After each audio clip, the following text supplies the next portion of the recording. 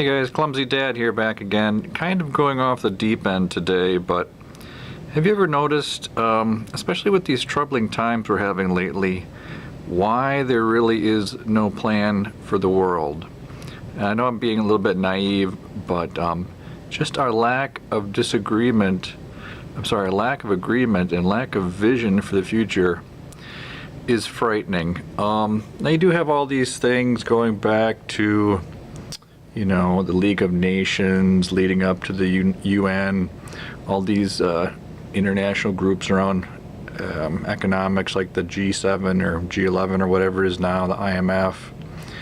You got the World Trade Organization, the World Health Organization. A lot of people associate the Olympics with some kind of large international group that brings us together. Recently you've had some agreements on climate change, but these are all kind of piecemeal, and a lot of times in the end all these treaties, agreements, pacts, they're always changing and being modified, and there's never really any coherent pattern with them. And lately you have the issue of corporations being more in control legally, internationally, than actually the sovereignty of individual nations. Anyways, that's a whole nother video probably. But overall, we've got this advancing technology which seems to be growing at a rate, and our population's growing at a rate that is becoming unsustainable, especially when you look at our technology for weapons and militarization.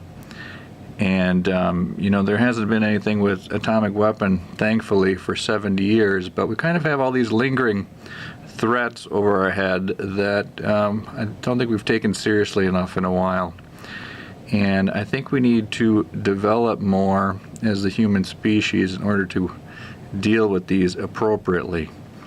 Another thing that kind of weighs on why there's no plan for the world is we have these myths in our head about kind of the end of history, the end of days.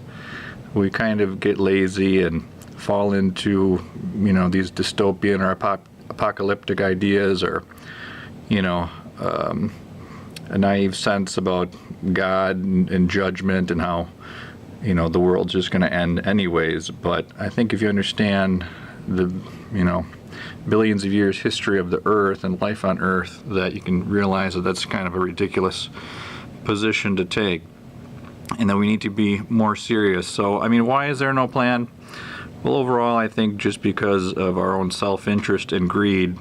And you can talk about tribalism, nationalism, anti-scientific, that we just don't take seriously the growing threats around us, and anti-cultural, basically racism, that we don't have respect for all the countries, and that we still accept the exploitation of many parts of the world just as the status quo, basically. And overall a blind faith in capitalism, that somehow is the end-all be-all system. I think we're learning more lately that everyone is starting to question that. Something I read more recently, a good quote talking about kind of the political mayhem of this year was, "Nothing applies anymore ideologically or politically," which is kind of a scary thought. But basically it just looks at the hollowness of the ideas we've had around capitalism and democracy and freedom and justice, and how they're kind of bankrupt because we really haven't examined them, and we kind of have this limited set of options that we've given ourselves. And we kind of need to realize not only that we're in the 21st century now as a world, but this is the third millennium, and we need to start doing things differently and having a bigger vision for the world, humanity, and everything in it.